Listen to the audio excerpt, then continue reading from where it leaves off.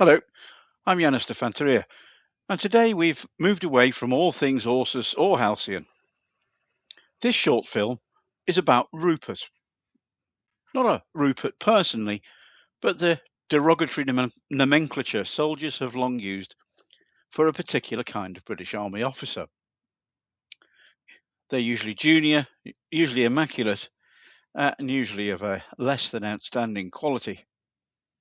I have joked with people for years that when you go to Sandhurst, they teach a young officer three absolutely vital questions.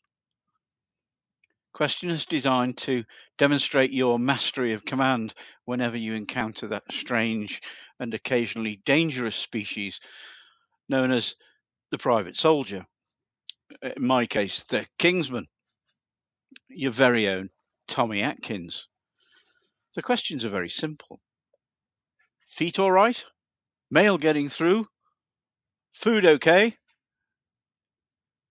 And having received three reassuring yes, sirs, our newly commissioned military genius nods sagely and delivers the final piece of command guidance. Jolly good, carry on. For years I assumed I'd probably made the whole bloody thing up.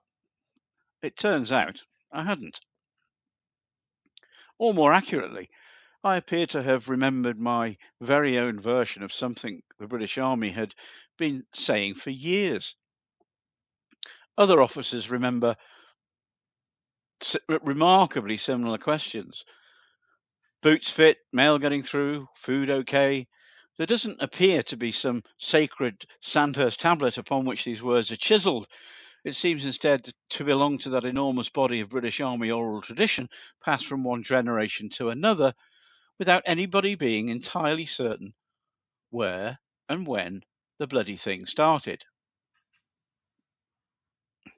And inevitably, somewhere along the way, it became a joke.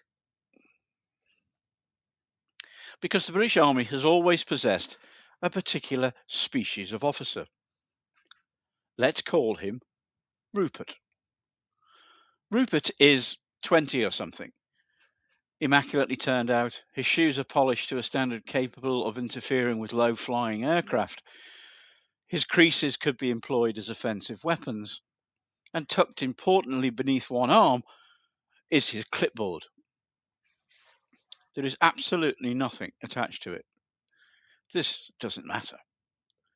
The clipboard isn't there to contain information or to gather information.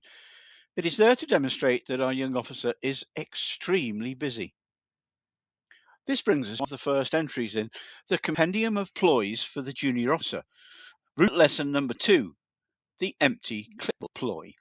Take one clipboard, attach absolutely nothing to it, and then, and this is vital, you cut about.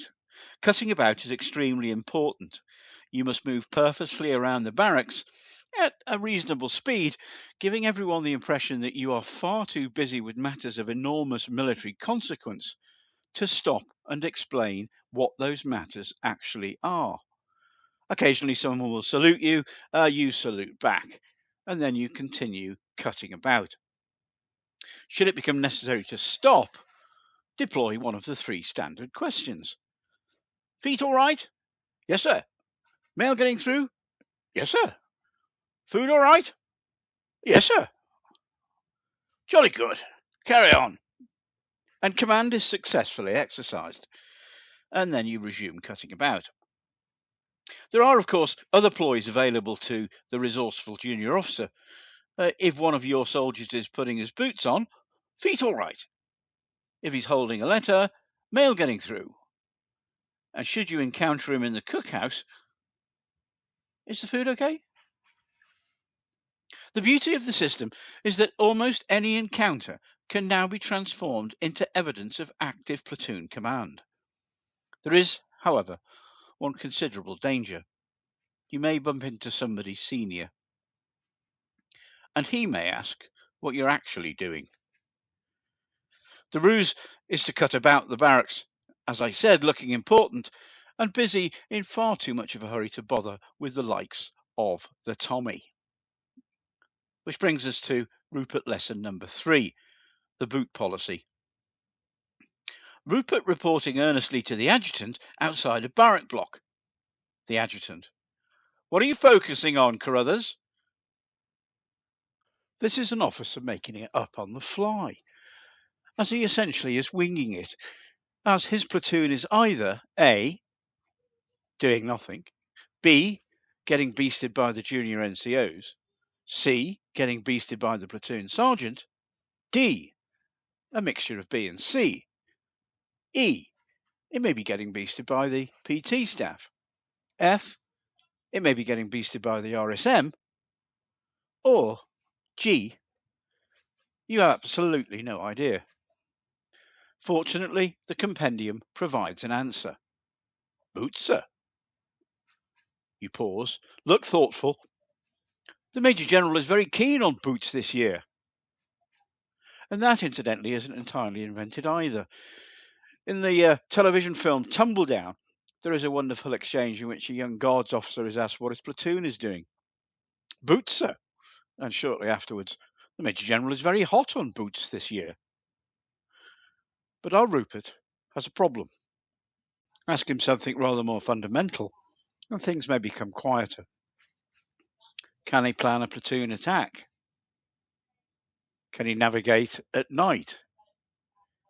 Can he call in direct or indirect fire support? Does he understand his machine guns, his mortars, and anti-tank weapons? And does he immediately know, when asked what the maximum effective range of the 81mm mortar is on charge 8, that the answer is 5650? Can he give clear orders when he hasn't slept, he's cold, frightened, and somebody is trying very hard to kill him? And most importantly, do the soldiers trust the officer's judgment when it matters? Because there has always been a difference between looking like an officer and actually being one. And that distinction in itself is much, much older than Sandhurst as we know it today. For much of the 18th and 19th centuries, the British officer corps came overwhelmingly from a very different social world from the soldiers it commanded. In much of the cavalry and the infantry, commissions could be purchased. Now that needs a qualification. It wasn't simply a matter of wandering into horse guards, carrying a sack of guineas, and emerging half an hour later commanding a battalion. There were rules, qualifications, patronage, seniority, and other routes into the officer corps. And purchase commission did not automatically mean incompetent officers. Some were extremely capable. But the money mattered. Social position mattered. And for much of the 19th century, attending Sandhurst wasn't even universally necessary to become a British Army officer. The gentleman came first, the professional soldier sometimes came a long way back in second. And then, in 1871, came Edward Cardwell.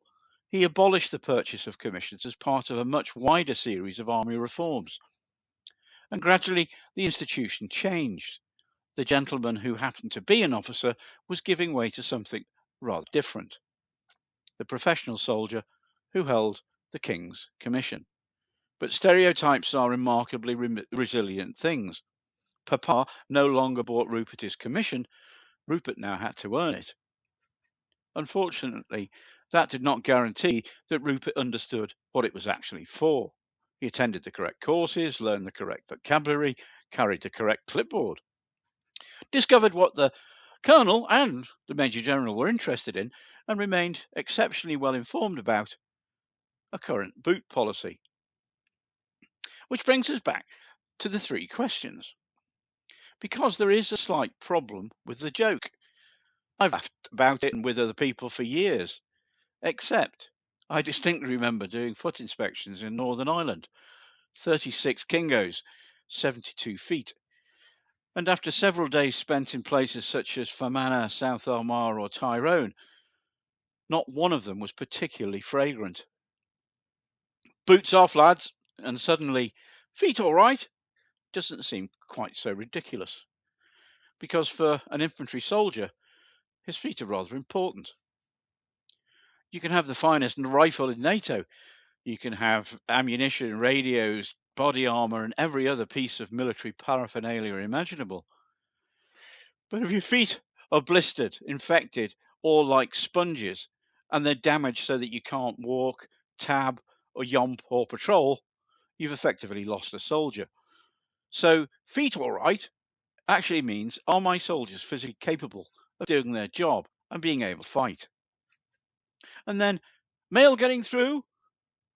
Remember that this comes from a world before WhatsApp, before email, before mobile phones, before a deployed soldier could simply pull a telephone from his pocket and speak to his family. Mail mattered, especially when you were in operations and it was the bluey. Letters were the connection with home. So mail getting through wasn't really an audit of the postal system. It opened a door for you. How are things at home? Have you heard from your wife, your girlfriend, your parents, your boyfriend? Is anything wrong? Are you all right? It was a crude little moral diagnostic. And finally, the food all right? Well, try commanding hungry soldiers. Food isn't a luxury, it's part of fighting efficiency. And in the news today, two of those particular questions have become something of a problem for the Pentagon. And it's part of fighting efficiency. So our three supposedly stupid questions were actually checking three rather important things: feet, physical welfare, and the ability to fight; mail, mental welfare and morale; food, sustenance, and the ability to fight. Not bad for half a dozen words. And this is where the joke turns back upon the officer telling it. Because the failure was never asking the questions. The failure was asking them without understanding why. A bad officer can learn the performance of leadership remarkably quickly. He knows when to nod. He knows when to look concerned. He knows what the brigadier wants. His boots are shiny. His clipboard is ready. He can cut about with the best of them. But a good platoon commander should know his soldiers. Who is struggling? Who has problems at home? Who is short of money? Who is going to make an outstanding NCO? Who needs encouragement? Who needs a bloody rocket? And who can be trusted when things go wrong?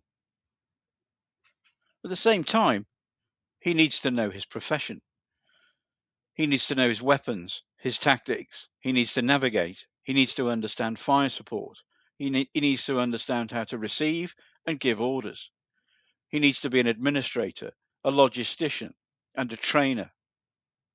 And eventually, perhaps, a manager of violence in combat. Looking after your soldiers does not excuse you from not knowing how to fight them. Knowing how to fight does not excuse you from looking after them. They are the same responsibility. Which brings us to three words every Sandhurst trained officer knows: serve to lead. It is very easy to treat that as a motto, something engraved on a wall, printed on a crest, learned by officer cadets and repeated at appropriate moments. But strip away the ceremony and it becomes remarkably simple. Your soldiers do not exist for your benefit. Your authority brings responsibility with it, and sometimes that responsibility means operations, tactics, and decisions upon which lives depend. And sometimes it means listening to a soldier whose life at home is falling apart. And sometimes it means 36 Kingos taking their boots off while you inspect 72 extremely unpleasant looking feet. Nobody puts that bit in the recruiting brochure. So after all these years, I think I owe Sandhurst an apology. When people asked what they taught us about being an officer, I thought I was making a joke. Feet all right? Yes, sir. Mail getting through? Yes, sir. Food okay? Yes, sir. Jolly good. Carry on. For years I thought it was a joke about bad officers, but perhaps it isn't. A bad officer asks the questions because somebody told him to, or he heard somebody else do it. A good officer knows what he's asking and exactly why it matters. And perhaps that is the difference between merely holding the King's or Queen's commission and actually deserving it. Serve to lead. Oh, and by the way, the Major General's very keen on boots this year. Jolly good. Carry on.